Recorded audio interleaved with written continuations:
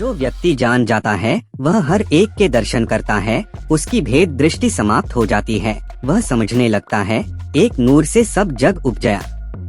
सभी परमात्मा की संतानें हैं, सभी को पैदा करने वाला एक ही है, सभी का एक ही स्वामी है, उसके लिए कोई छोटा बड़ा नहीं होता। स्वामी विवेकानंद जी जिस घर में रहते थे उसका रास्ता वेश्याओं के मोहल्ले से होकर जाता था।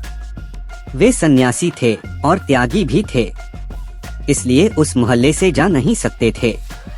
उस मोहल्ले से जाने के बजाय कम से कम 2-2.5 मील का चक्कर लगाकर अपने घर जाते थे। तब वे जयपुर के पास एक छोटी सी रियासत के अतिथि थे। एक दिन विदा होने लगे तो राजा ने उनके सम्मान में एक समारोह का आयोजन किया और चूंकि वह राजा का आयोजन था इसलिए उसमें राजसी तामझाम और नर्तकियों का होना भी जरूरी था। राजा ने बनारस की एक खूबसूरत वेश्या को बुला लिया।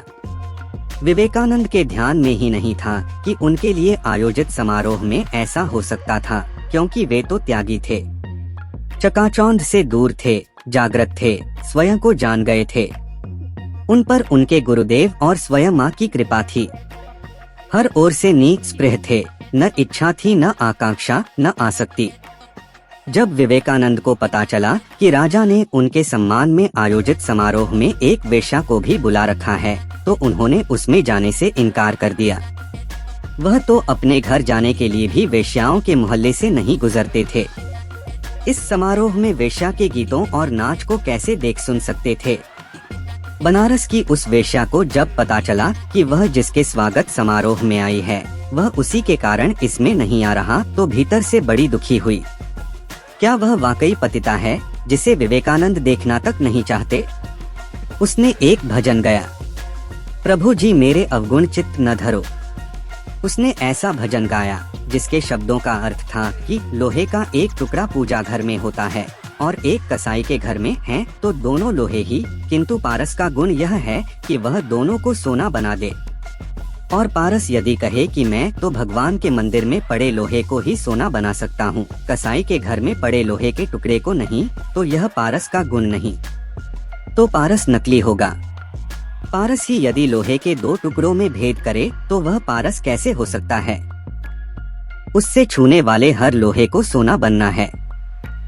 वेश्या के भजन ने असर किया। विवेकानंद ने सुना तो वे कांपसे गए।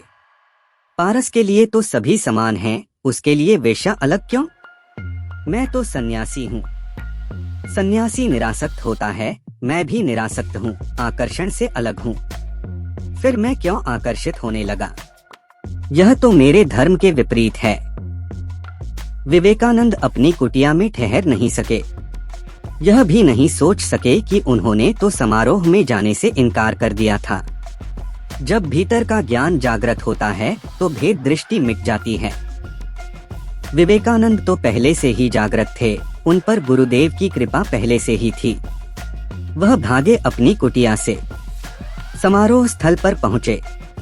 उन्होंने देखा वेश्या की आंखों से आंसू बह रहे थे, प्रेम और उदासीनता के, दुख के।